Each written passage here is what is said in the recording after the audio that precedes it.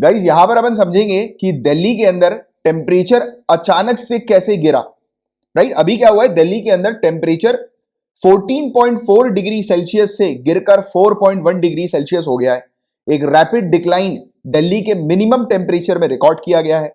और ऐसी ही चीजें आपसे पूछी जाती हैं, अक्सर आपसे कॉन्सेप्ट पूछे जाते हैं कि इसके पीछे का कॉन्सेप्ट क्या है, क्यों गिरा है ये टेम्परेचर, आपको पता होना चाहिए। काफी बेसिक सी चीज है। पहले मैं आपको थ्योरी बता देता हूं, फिर मैं आपको अच्छे से एक्सप्लेन करूंगा जिससे कि पूरी चीज क्रिस्टल क्लियर आप लोग को हो जाएगी। अब देखिए, और एक और चीज इंपॉर्टेंट कि अभी जो टेम्परेचर गिरा है एकदम से, तो बताया जा रहा है कि नॉर्मल इस समय पर, इस पीरियड पर, दिसंबर के महीने पे तो दिल्ली में जो नॉर्मल टेम्परेचर होता है उससे भी 5 डिग्री सेल्सियस नीचे गिर गया है ये। राइट, तो क्यों गिरा है ये दिल्ली का टेम्परेचर? तो अभी क्या हो रहा है, पिछले कुछ दिनों से western Himalayas range, Jammu and Kashmir, Himachal Pradesh और उत्तराखंड, यहां पर क्या हो रहा है, यहां पर बर्फ गिर रही है कुछ दिनों से, और बर्फ गिर रही है और एकदम से वेस्टर्न डिस्टर्बेंस भी यहां पर आया। अब एक चीज रटना आप कि जब भी कभी वेस्टर्न डिस्टर्बेंस की बात होती है, आपके दिमाग में तुरंत आनी चाहिए मेडिटेरेनियन सी। क्या आनी चाहिए? मेडिटेरेनियन सी। याद रखना, मेडिटेरेनियन सी से वेस्टर्न डिस्टर्बेंस की जब अपन बात करते हैं तब वहां से हवा जो है वो इंडिया की तरफ आती है। मेडिटेरेनियन सी से इंडिया की तरफ हवा आती है। मेडिटेरेनियन सी पे हाई प्रेशर रहता है और इंडिया में लो प्रेशर रहता है। और आप जानते हैं कि हवा का नेचर क्या होता है, हाई प्रेशर से लो प्रेशर की तरफ हवा जाती है। तो मेडिटेरेनियन सी से हवा चलती है और इंडिया की तरफ आती है। अब क्या मैंने आपको बताया कि यहां पर क्या गिरी हुई है, बर्फ गिरी हुई है।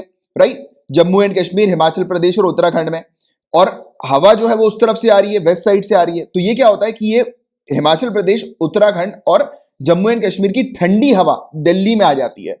राइट, तो ये एक चीज है। दूसरी एक और चीज है, एक तो ये वेस्टर्न डिस्टर्बेंस चल रहा है, उसके कारण हम लोग को नॉर्थ वेस्टर्ली विंड्स ब्लो होती हुई नजर आ रही है, यानी कि हवा जो है वो चलती हुई आ रही है वेस्ट की तरफ से।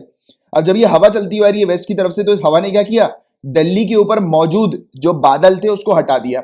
अब दिल्ली में बादल हटने से क्या हुआ, टेम्परेचर लेवल गिर गया। अब बादल हटने से टेम्परेचर लेवल क्यों गिरता है, इसके पीछे का कॉन्सेप्ट भी मैं आपको क्लियर कर दूंगा, जिससे कि पूरा ये टॉपिक अच्छे से आपको क्लियर हो जाए। देखो, अभी आपने क्या समझा, फोटो से समझो। अब मैंने भी आपको क्या बताया, वेस्टर्न डिस्टर्बेंस जब भी चलता है तब हम देखते हैं मेडिटेरेनियन सी की तरफ। ये है मेडिटेरेनियन सी।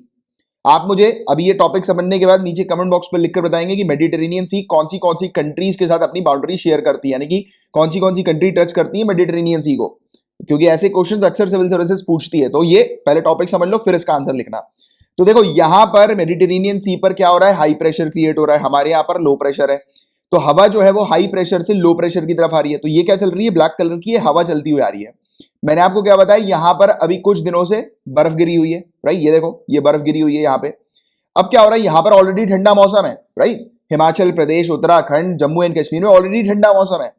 ये आई हवा, इस वाले उसको एरो को देखना आप और मेरे कर्सर को देखना। ये आई हवा यहाँ पे, ये जम्मू एंड कश्मीर से ये आके हवा यहाँ पे आ गई और इसने पूरा ये वाला एरिया जो है वो ठंडा कर दिया। तो क्या हुआ, इसने कुछ नहीं किया, इस हवा ने यहाँ पर मौजूद, ऊपर जम्मू एंड कश्मीर के पास मौजूद जो ठंडी हवा है उसको पुश करके दिल्ली के पास ले गई। राइट, तो ऑटोमेटिकली टेम्परेचर जो है वो डाउन होगा क्योंकि ठंडी हवा आ गई है वहां पे। First point. सेकेंड पॉइंट, यहां पर दिल्ली के ऊपर जो कुछ बादल जो मौजूद थे ना, उसको भी इस हवा ने, बादल को हटा दिया। अब बादल के हटने से कैसे टेम्परेचर गिरता है उसको भी समझ लो। तो देखो होता क्या है गाइस, बादल धरती के जो गर्म जो होती है धरती का टेम्परेचर, उसको रोक के रखता है, ब्लॉक बना के रखता है। जैसे कि आप देखो, ये रात के समय पे धरती क्या होती है, धरती के अंदर से भी हीट निकलती है, इसके बारे में आपने पढ़ा ही होगा ऑलरेडी।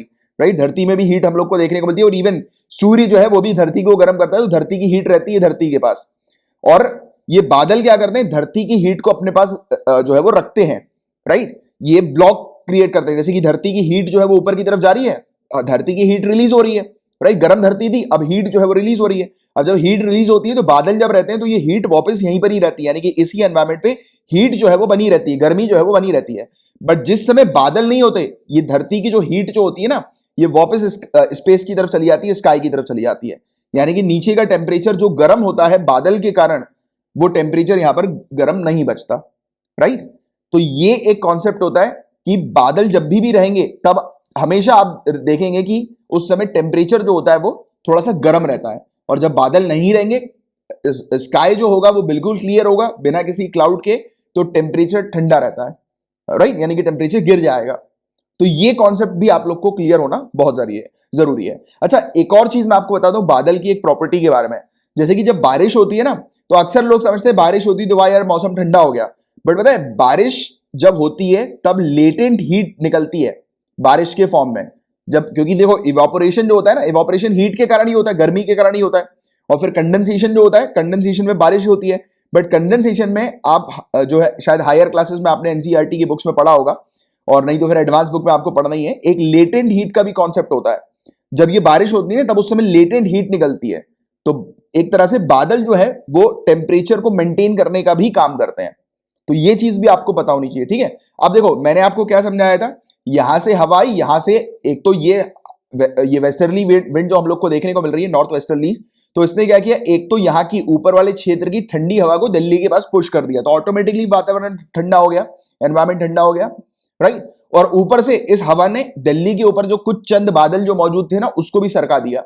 अब जब बादल नहीं रहेंगे तो रात में स्काई जो होगा वो ठंडा होगा ही होगा, क्योंकि रात में सूर्य हम लोग को यानी कि डायरेक्ट नहीं देखने को मिलता, लाइट नहीं फेंकता, क्योंकि धरती जो होती है पीछे घूम जाती है, राइट, अंधेरी की तरफ रहती है धरती, सूर्य के अपोजिट रहती है, तब सूर्य की लाइट नहीं पड़ती तो ऑटोमेटिकली हीट तो है ही नहीं, तो धरती क्या करती है, अपनी हीट रिलीज करती है, और रिलीज करती है तो वो स्काई पे छोड़ देती है, तो इसलिए मौसम और ठंडा हो जाता है, या फिर टेम्परेचर और गिर जाता है, ठीक है। तो ये चीज है जिसका एक अच्छा आपको कॉन्सेप्ट पता होना चाहिए, और यही चीज यहां पर थ्योरी में भी लिखी हुई है, राइट। बाकी एक और कॉन्सेप्ट ला नीना से रिलेटेड होता है। ला नीना के कॉन्सेप्ट को क्लियर करने के लिए मैं चाहूंगा कि आपको एक डाउन टू अर्थ का एक आर्टिकल पे ले चलूं। तो देखिए ये डाउन टू अर्थ का आर्टिकल है, ये मैंने ये कुछ वो आ रहा है, ये डाउन टू अर्थ की कई है, ऑफिशियल इनकी वेबसाइट मैंने खोल के रखी है, बट आप लोग के लिए रीडर्स मोड पे ये ओपन किया है। तो ये डाउन टू अर्थ का आर्टिकल मेरे ख्याल से 1 दिसंबर को आया था, रिलीज हुआ था। तो देखो इसमें लिखा है ला नीना का इन्फ्लुएंस इस बार इंडिया के अंदर ठंड नॉर्मल से ज्यादा रहेगी। तो एक चीज याद रखना, ला नीना जो है वो इंडिया के अंदर ठंड लेके आ जाता है। यहाँ पे तो बहुत सारी चीजें लिखी हुई है, बट अपने जो काम की चीज है वो कहां पर है वो मैं आपको ले चलता हूं। देखो, it is characterized by the usual cooling of central and east central equatorial Pacific ocean and it usually brings colder than normal winters in India. तो याद रखना ला नीना जब भी आता है ये ठंड इंडिया के अंदर ठंडी लेकर आ जाता है। तो अभी जो साल चल रहा है वो किसका है, ला नीना का है। तो ऑटोमेटिकली एक और चीज भी है कि इस बार जो ठंड जो बढ़ी है तो उसकी वजह ला नीना भी है, राइट। और ला नीना फ्लड भी करता है, बाढ़ भी लेकर आता है, राइट। तो ये चीज भी आप लोग को इसके बारे में पता होनी चाहिए, 2-3 पॉइंट्स। और वेस्टर्न डिस्टर्बेंस के बारे में मैंने आपको ऑलरेडी बता ही दिया, एक्स्ट्रा ट्रॉपिकल स्टॉर्म होते हैं, ये मेडिटेरेनियन सी से ओरिजिनेट होते हैं, राइट। तो आप बता दीजिए नीचे कमेंट बॉक्स पर लिखकर आंसर कि मेडिटेरेनियन सी जो है वो किस किस कंट्रीज के साथ अपनी बाउंड्री शेयर करती है, यानी कि कौन सी कंट्री मेडिटेरेनियन सी के साथ अपनी बाउंड्री शेयर करती है। तो ये था पूरा ओवरऑल टॉपिक, और होपफुली आपको पूरा कॉन्सेप्ट अच्छे से क्लियर हो गया होगा।